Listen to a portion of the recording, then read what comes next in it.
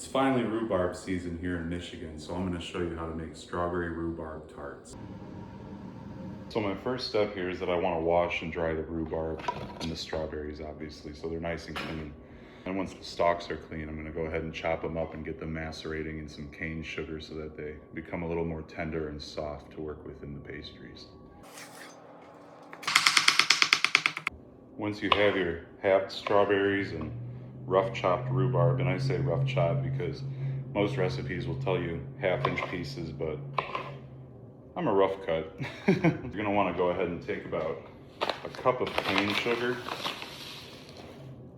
put it in a bowl. I'm just using a Tupperware container. Looks like I'm actually gonna need a bigger bowl. Add all your fruit, all your cut fruit.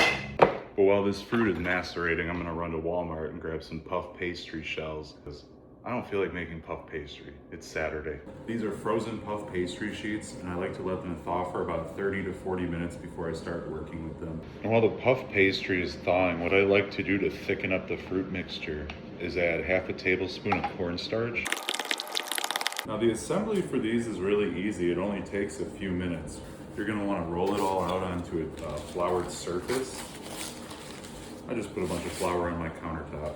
And it looks like I could have let them sit a little bit longer because they're still solid. And then what I like to do with these sheets is just take a pizza cutter.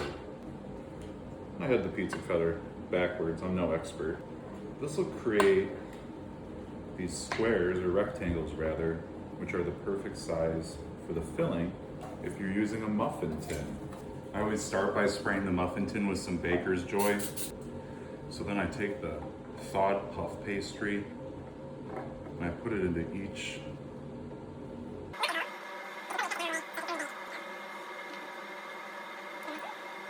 I mean, this doesn't have to be perfect. It's rustic baking, which is really the only baking I get into. I like when things are asymmetrical and look homemade, you know? And I like to fold the tops over like this. And then I like to do a little egg wash with my puff pastry so it gets nice and golden brown. You see, they're a little ugly, but that's how you know they're homemade.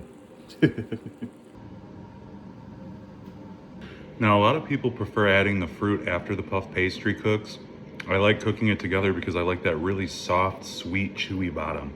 But it's up to you. Do it however you want.